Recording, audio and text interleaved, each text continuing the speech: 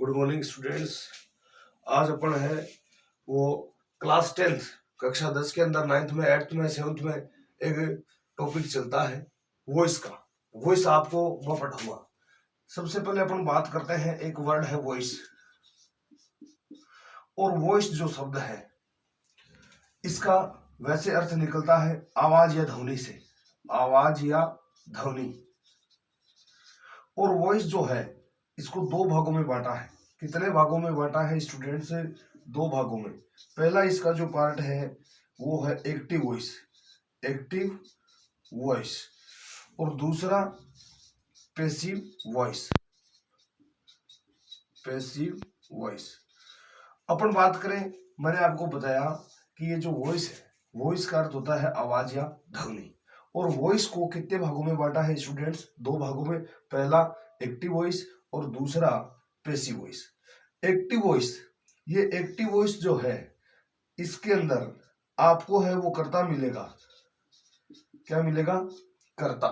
यानी active voice का जो वाक्य आएगा उस वाक्य में सबसे पहले आपको सब्जेक्ट दिया हुआ आएगा, और सब्जेक्ट को अपन हिंदी में क्या बोलते हैं? कर्ता। जब आप इस वाक्य को कन्वर्ट करोगे, चेंज करोगे, बदलोगे पैसिव वॉइस में, तो आप लोगों को यूज करना पड़ेगा, लगाना पड़ेगा, वो लगाना पड़ेगा कर्म, यानी ऑब्जेक्ट। क्या लगाना पड़ेगा? ऑब्जेक्ट लगाना पड़ेगा। जैसे मैं एक वाक्य लिखता हूं समझाने के लिए कि हम अंग्रेजी पढ़ते हैं, हम अंग्रेजी पढ़ते हैं, हम अंग्रेजी पढ़ते हैं। तो अंग्रेजी है वो पढ़ कौन रहा है? अंग्रेजी पढ़ने का कार्य कौन कर रहा है? हम कर रहे हैं। इसका मतलब यहां पर जो हम जो लिखा है वो आपका क्या है? कर्ता है, यानी सब्जेक्ट है। पढ़ना ये आपकी क्या है? क्रिया। पढ़ना क्या है? क्रिया, जिसको वर्ब बोलते हैं। और हम पढ़ क्या रहे हैं? अंग्रेजी पढ़ रहे हैं। इसका मतलब ये जो अंग्रेजी जो लिखा है वो आपका क्या है? कर्म है, ऑब्जेक्ट है। ये वाक्य देखिए, हम अंग्रेजी पढ़ते हैं। अंग्रेजी पढ़ कौन रहा है? हम पढ़ रहे हैं। इसका मतलब कार्य, अंग्रेजी पढ़ने का जो कार्य है वो कौन कर रहे हैं? हम लोग कर रहे हैं, इसलिए हम सब्जेक्ट हुए। इसका मतलब ये जो वाक्य देखें, ये वाक्य किसका है? एक्टिव वॉइस का है। किसका है? एक्टिव वॉइस का। इसी को मैं पैसिव वॉइस के ट्रांसलेट पे कन्वर्ट करता हूं, तो ये क्या बनेगा? यदि ये पैसिव वॉइस में इसको लिखा जाएगा तो ये बनेगा अंग्रेजी हमारे द्वारा पढ़ी जा रही है। अंग्रेजी हमारे द्वारा पढ़ी जा रही है। तो ये मतलब सबसे पहले जो अपना क्रम था, ऑब्जेक्ट था, वो सबसे पहले आ गया, इंग्लिश, अंग्रेजी। तो ये चेंजेस है वो इसके अंदर आता है कि एक्टिव वॉइस से जैसे ही पैसिव वॉइस में ले जाते हैं तो एक्टिव वॉइस के वाक्य में है वो क्या आता है? कर्ता। और पैसिव वॉइस में अपन को लगाना पड़ता है। जैसे एक्टिव को पैसिव वॉइस में अपन बदलते हैं, इसको बदलेंगे तो बदलते समय अपन को क्या काम में लेना पड़ेगा? सबसे पहले क्रम, यानी ऑब्जेक्ट काम में लेना पड़ेगा। अभी अपन ने देखा एक एग्जांपल कि हम अंग्रेजी पढ़ते हैं, ये वाक्य है वो एक्टिव वॉइस का है। तो सीधी सी बात है, एक्टिव वॉइस की जो डेफिनेशन क्या हो गई? ऐसा वाक्य, ऐसा वाक्य जिसमें सब्जेक्ट, और सब्जेक्ट का ट्रांसलेट आता होगा स्टूडेंट्स आपको, कर्ता प्रधान हो। ऐसा वाक्य जिसमें कर्ता प्रधान हो, वो वाक्य किसका होता है? एक्टिव वॉइस का। जैसे एक और example, Ram writes a story, Ram writes a story, Ram एक कहानी लिखता है। राम कहानी, एक कहानी लिखता है। तो कहानी लिख कौन रहा है? कहानी लिखने का कार्य कौन कर रहा है? राम। और लिखना, पढ़ना, लिखना, सोना, नहाना, धोना, खाना, पीना, जाना, ये सारी की सारी क्या है? वर्ब्स हैं, क्रियाएं हैं। तो यहाँ पर राइट है वो क्या है? वर्ब है, और उसके साथ में ये एस जुड़ा हुआ है, मैन वर्ब की फर्स्ट है। और ए स्टोरी ये क्या है? ऑब्जेक्ट है। और राम क्या है? सब्जेक्ट। और बात करें अपन पैसिव वॉइस की परिभाषा की, डेफिनेशन की, तो इसकी डेफिनेशन क्या निकलेगी स्टूडेंट्स? ऐसा वाक्य, ऐसा वाक्य जिसमें ऑब्जेक्ट यानी कि कर्म प्रधान हो, कर्म क्या हो, प्रधान हो, वो वाक्य किसका हो जाएगा, पैसिव वॉइस का। जैसे ये लिखा था आपने कि राम राइट्स स्टोरी, राम एक कहानी लिखता है, इसी वाक्य को अपने पैसिव वॉइस में लेके जाए थे तो क्या बनेगा ये, a story is written by Ram. तो सबसे पहले ऑब्जेक्ट आ गया एचवी, मैन वर्ब की थर्ड और बाई प्लस सब्जेक्ट। तो ये एक वॉइस है, वो स्टार्ट करने से पहले मैंने बताया कि एक्टिव वॉइस के अंदर क्या आएगा, पैसिव वॉइस में आप लोगों को क्या लगाना है। एक्टिव वॉइस के वाक्य में कर्ता आता है, पैसिव वॉइस में अपन कर्म यूज करते हैं। ये दो प्रकार के अपने एग्जाम्पल है वो यहाँ पर लिए। अब आगे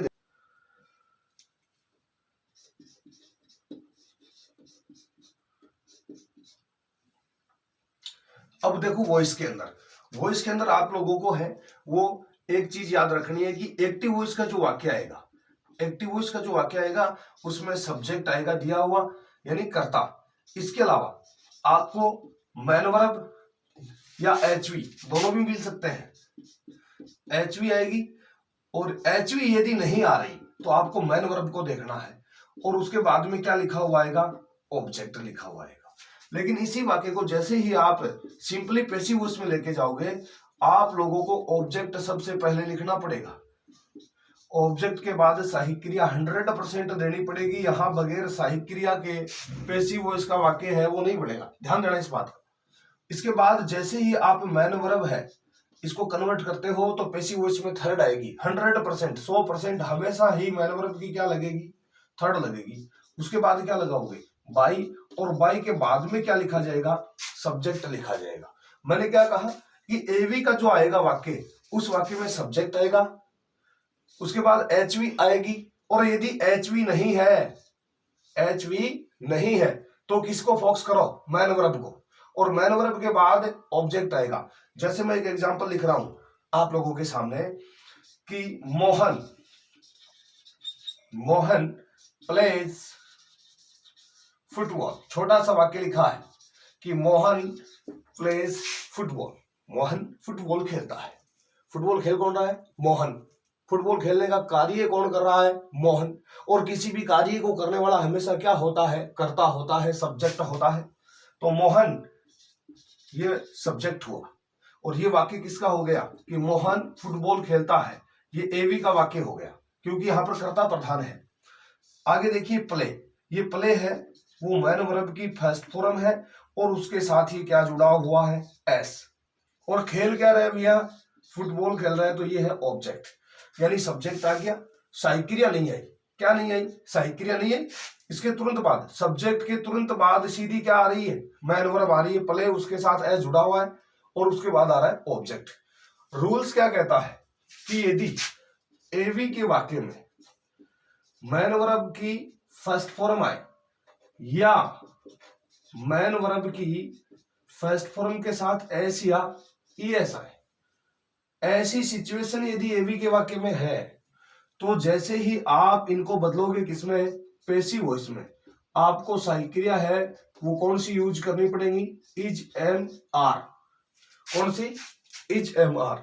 अब देखो इस वाक्य में सहायक क्रिया नहीं है, एचवी गायब है, सब्जेक्ट के तुरंत बाद मैन वर्ब दे रखी है। ये देखिए सब्जेक्ट के तुरंत बाद मैन वर्ब है प्ले, लेकिन पैसिव वॉइस के सूत्र की तरफ ध्यान दें, ये कह रहा है कि सब्जेक्ट लेके आओ, सॉरी ऑब्जेक्ट लेके आओ। ऑब्जेक्ट के बाद मेरे पास क्या आनी चाहिए, सहायक क्रिया आनी चाहिए। अब ऐसी कंडीशन में जब एवी में आपके पास सहायक क्रिया नहीं है तो आप सीधे मैन वर्ब के पास जाओ, क्या लेने के लिए, सहायक क्रिया लेने के लिए। मैन वर्ब की पोजीशन देखो वाक्य में, अब यहां पर इस वाक्य में प्ले है वो मैन वर्ब की फर्स्ट है और उसके साथ एस जुड़ा हुआ है, और नियम कह रहा है कि मैन वर्ब की फर्स्ट आए या फिर मैन वर्ब की फर्स्ट के साथ एस या ईएस आए। पैसिव वॉइस में सहायक क्रिया इन तीनों में से लगेगी, इज एम आर में से लगेगी। अब इसको अपन बदलेंगे किसमें, पैसिव वॉइस में। पैसिव वॉइस का सूत्र कह रहा है मेरे पास सबसे पहले क्या लेके आओ, ऑब्जेक्ट। ऑब्जेक्ट अपने पास में क्या है, फुटबॉल। क्या है, फुटबॉल। इसको मैं चेंज कर रहा हूं पैसिव वॉइस में। अब उसके बाद सहायक क्रिया बोलो, इज एम आर में से कौन सी लगाओ, क्योंकि ऑब्जेक्ट के बाद क्या डिमांड कर रहा है, एचवी की, और फुटबॉल सिंगुलर, इज आ गई। मैन वर्ब की थर्ड करेंगे, इसके साथ ईडी जुड़ते ही प्लेड हो गया। उसके बाद क्या लगाऊं भैया, बाई, और बाई के बाद में क्या लगाना पड़ेगा, सब्जेक्ट। सब्जेक्ट अपने पास देखिए क्या है, मोहन। क्या है? मोहन। तो एक तो ये वाक्य हो गया।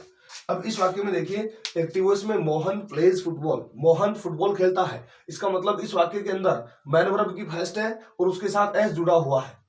कई बार देखो सेंटेंस मान लीजिए ऐसे आ जाता,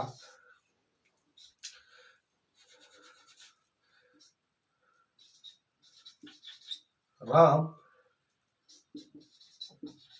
takes tea, Ram takes tea, Ram चाय लेता है, चाय पीता है। तो चाय पीने का काम कौन कर रहा है? राम। राम क्या हो गया? Subject.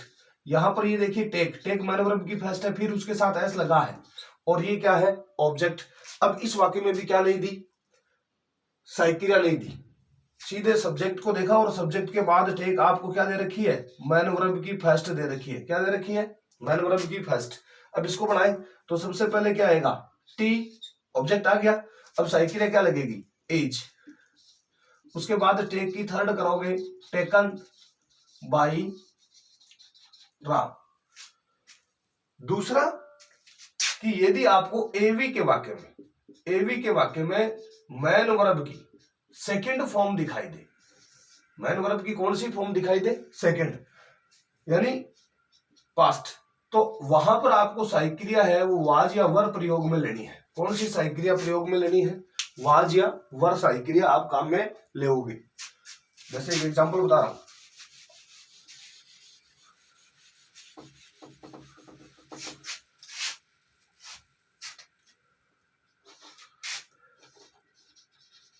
Suman wrote a letter, Suman wrote a letter. Wrote, ये देखो ये मैन वर्ब की कौन सी फॉर्म है भैया? सेकंड, क्योंकि इसकी फर्स्ट होती है राइट, सेकंड सीट होती है रोट और थर्ड हो जाती है रिटर्न। तो ये फर्स्ट है, ये सेकंड है और ये इसकी क्या है? थर्ड है। अब देखो सबसे पहले है वो सुमन रोट ए लेटर, सुमन ने पत्र लिखा। पास्ट में बात हो रही है ना, लिखा यानी पहले लिख दिया। तो सुमन के तुरंत बाद यहां पर आपको मैन वर्ब की सेकंड फॉर्म दिखाई दे रही है। अब बात समझ में आ गई कि एवी के वाक्य में मैन वर्ब की सेकंड नजर आए तो पैसिव वॉइस बनाते समय, अरे पीवी में बदलते समय साइक्रिया कौन सी लगेगी? वो जी अवर लगेगी। और उसके बाद ये ए लेटर क्या है? ऑब्जेक्ट। एक और बात ध्यान देना, यदि आप वाक्य को पीवी में चेंज कर रहे हो तो पीवी के अंदर जो आप एचवी यूज करोगे वो किसके हिसाब से करोगे? ऑब्जेक्ट के आधार पर। ऑब्जेक्ट यदि प्लूरल है तो वर आ जाएगी और सिंगुलर है तो वाज आ जाएगी। तो अब इस वाक्य को अपन बनाएंगे कि सुमन रोट ए लेटर, यहां पर रोट मैन वर्ब की सेकंड है। सबसे पहले आप ऑब्जेक्ट को लेके आओ, ये ऑब्जेक्ट आया सबसे पहले क्या? A letter. उसके बाद ए लेटर है वो सिंगुलर है, इसके लिए मैंने सिंगुलर साइक्रिया यूज की है। यदि यहां पर मैनी लेटर्स आ जाता, मैनी लेटर्स आता तो आप लोगों को क्या लगानी पड़ती? वर साइक्रिया यूज करनी पड़ती। अब देखो ऑब्जेक्ट आ गया, साइक्रिया आ गई। अब इस मैन वर्ब की थर्ड कर दो, बिल्कुल बोर्ड पे मैंने लिख रखी है पहले से ही, राइट रोट रिटर्न। तो ये रिटर्न मैन वर्ब की क्या है? थर्ड है। उसके बाद क्या लगाओगे? बाई, और उसके बाद सब्जेक्ट लिखो सुमन। तो a letter was written by Suman. ये दोनों चीजें समझ में आ गई होगी। एक एक एग्जांपल दोनों से और बता देता हूं।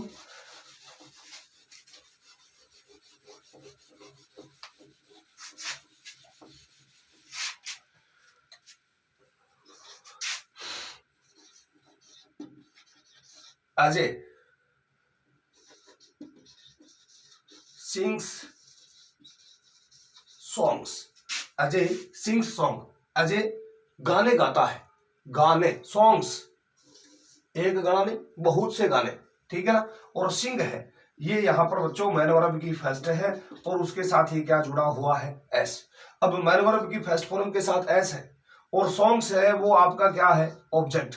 और गाने वाला आदमी है वो है अजय, इसका मतलब ये क्या हुआ? सब्जेक्ट। कि अजय सिंग्स सॉन्ग्स, अजय है वो गाने गाता है, प्लूरल में है और मैन वर्ब की आ रही है फर्स्ट। यदि मैन वर्ब की फर्स्ट आती है तो मैंने अभी साइक्रिया कौन सी बताई थी? Is am are. अब इसको अपन लेके आएंगे पैसिव वॉइस में, तो सबसे पहले क्या आएगा? सॉन्ग्स। अब अपना जो ऑब्जेक्ट है वो क्या है?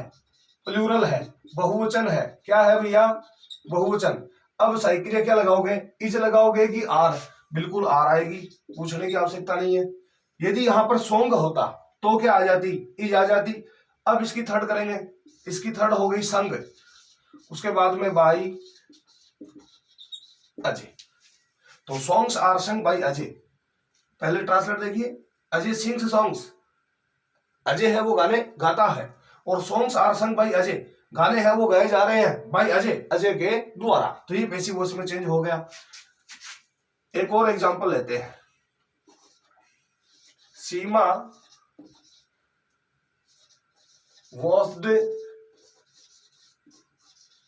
क्लोथ्स, सीमा ने कपड़े धोए, कपड़ा नहीं धोया, कपड़े धोए, क्लोथ्स, क्लॉथ नहीं है, क्लोथ्स है, प्लूरल है।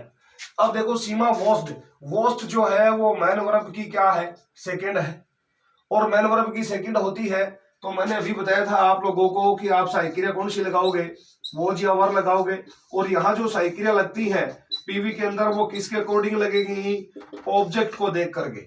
ऑब्जेक्ट अपने पास सिंगुलर है या प्लूरल है, कपड़ा है या कपड़े हैं, कपड़े, बहुत से कपड़े, इसका मतलब ऑब्जेक्ट प्लूरल है। सबसे पहले लेके आओगे क्लोथ्स। अब देखो साइक्रिया आई वर, वर क्यों आई, क्योंकि अपन को एवी के वाक्य में मैन वर्ब की क्या दे दी, सेकंड सीट दे दी, और नियम कहता है कि सेकंड सीट है तो वो जी वर्ब में से लगेगी। अब इसकी थर्ड भी यही रहनी है, तो क्लोथ्स वर वॉश्ड बाई सीमा। तो इस प्रकार से अपन इनको बदलेंगे। उम्मीद करता हूं आप लोगों को समझ में आया होगा।